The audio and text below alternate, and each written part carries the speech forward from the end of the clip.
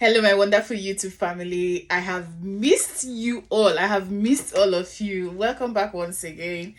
I am so sorry. I apologize that I haven't made a video in the past 1 month or so. Yeah, 1 month and few days.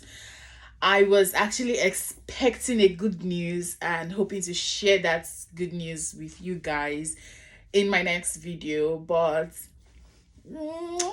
I'm still waiting for the good news. Let's see how it goes. Hopefully, my next video will come with that good news. Fingers crossed. And so, I wanted to bring you guys up to date with some of my experiences in the 186 visa journey. Some of the things that I experienced, some of the things that happened to me that you should learn from.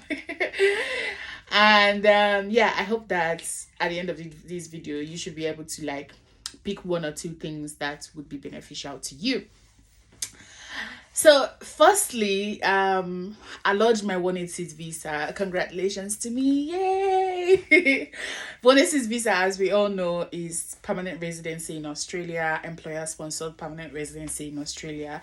So I was lucky enough to get an employer in Australia, and I got nomination, which is like the COS in the UK. So for Australia it's called nomination letter.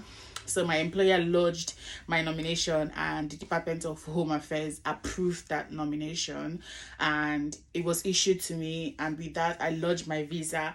I lodged my visa independently. I didn't use an agent. Most people prefer to use an agent, and of course, if you use an agent, in my experience, I think that the process is actually faster, because I've seen people who said they used agents and they got their visas the next day. I've had conversations with people on Facebook, on social media, because ever since I started this journey, I have been researching, I have been speaking to people, I've been consulting with other people who are on the same boat with me, and they've been sharing their experiences as well. So I'm not really sure if the process is faster when you use an agent, but I just know that as a nurse, if you get your nomination from an accredited and registered sponsor, the Department of Home Affairs is likely to assess your application within 3 days to 1 week, 3 to 7 days, because for nurses and teachers, their visa is of top priority, and their applications are usually assessed within 3 days to 7 days, and you could be lucky to get your visa within 3 days to 7 days. So let's get to the main aim of this video. So first things first, I realized that you can actually do your medicals before lodging your visa. Yes, the almighty medicals. You can do the Australian medicals. You can go to the immigration website, create what is called an IMI account. That's on the immigration website. Type for IMI account, create an IMI account, and when you create an IMI account, go to the section where they said my health declarations. Click on that my health declaration, select the type of visa that you're hoping to apply for, complete the health declaration, and you will be issued a HAP ID. A HAP ID is a unique number that is attached to everyone, and it's a unique number that your caseworker would use to identify your medical case. So they'll give you that HAP ID, and then you call the panel clinic. That's the hospital where you want to do your medicals, and give the hospital that HAP ID number. That's the number that we use to find your case on the immigration website. That's the number they will give to your caseworker, to the Department of Home Affairs Australia, so they can identify your health case. So once you've completed that health declaration, you'll be issued that HAP ID, and with that HAP ID, you can go and do your medicals. And you know, the funny thing is that nurses who completed their health check prior to lodging their visa get their visas within 7 days. I actually discovered this in this process. I'm like, wow, I wish I knew this. I wish I had known this earlier. Who knows? I would have gotten my visa within 3 to 7 days. Anyway, so in my case, I lodged my 186 visa before completing my health declarations, and then something happened when after I completed the health declarations. My daughter's HAP ID, the HAP ID, that's the unique number I told you about, was invalid. So it was showing error, and I called the clinic. When I called the clinic and gave them the HAP ID number so they could book her in for medicals, the clinic told me that the HAP ID number was invalid. I was so frustrated. I started asking questions. I reached out to my mentors on this journey.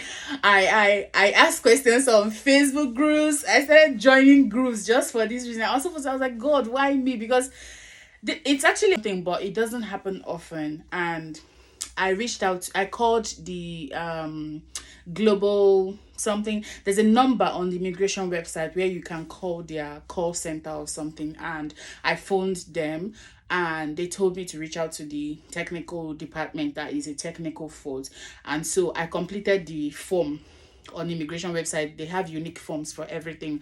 So I went to the section for technical support, and I completed the form that was peculiar to my issue, and within 2 to 3 days they sorted it out. So if you have this issue, if you lodge your visa and after completing your health declarations, you have your e-medical shows HAP ID error, it's a technical issue. Don't worry, don't be frustrated. So all you need to do is just complete the form, go to the immigration website, search for technical support, complete the form that is relevant to your experience or relevant to your case, whatever the issue might be, and they will sort it out.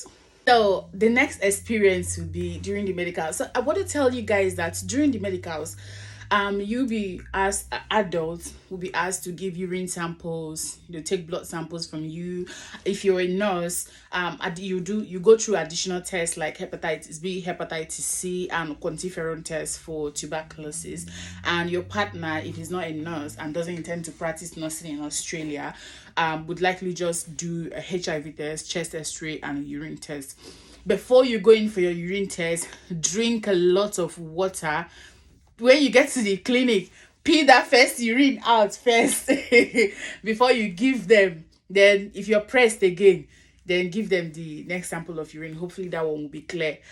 And if your urine if it shows that you have proteinuria, or if it detects any abnormality in the urine, maybe blood in urine, you'll be given an opportunity to produce a second sample actually. So you go through the process twice while you're still there in the clinic. And if there are still abnormalities in the second urine sample, then the doctor or nurse or whoever is attending to you at the panel clinic would obtain some blood samples from you for further investigations. Hopefully, maybe they'll check for proteinuria, creatinine levels, whatever that might be, whatever they want to check for. And so after we went through the hurdle of the doing the medicals at the accredited panel clinic, the next challenge that I had was my child's medical examination was uploaded by the panel clinic, as that of mine and my husband showed health clearance provided. Immediately the panel clinic uploaded the result, but that of my child was showing examination ready to be assessed. Another set of frustration came in, guys. I was so frustrated for the second time. Like, I started asking questions again. I started asking my mentors in the journey, and they said it's normal. I went on social media, I googled, I checked everywhere, and everybody who had this most people had similar experience with mine, and they said it was normal.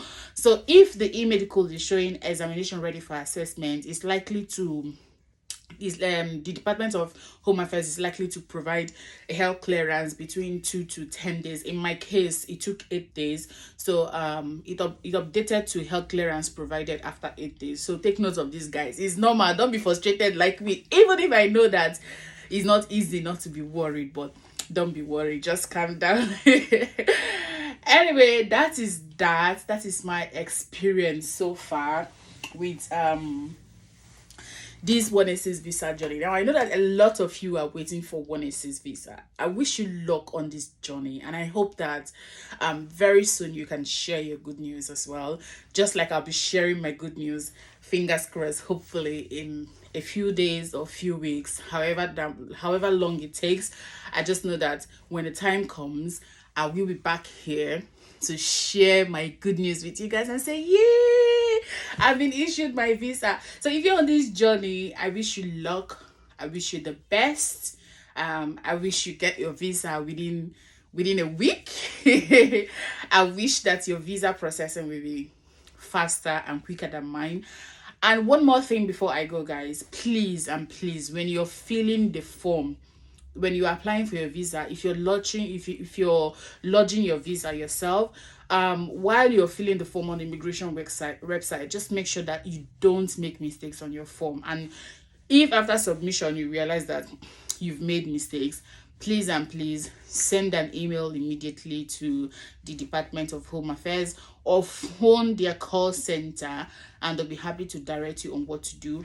But then you might not necessarily need to phone them, because on your immigration website there's a particular section where you can just click on to update them on any error in your application. It's very simple and it's very easy.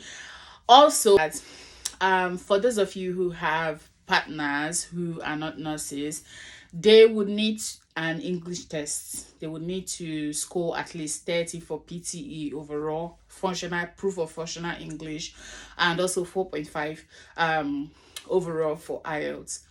This is all I have for you today. This is all the updates I have for you today, and I hope that your 186 visa will be so smooth. The journey will be very easy for you guys. Bye bye, and see you next time.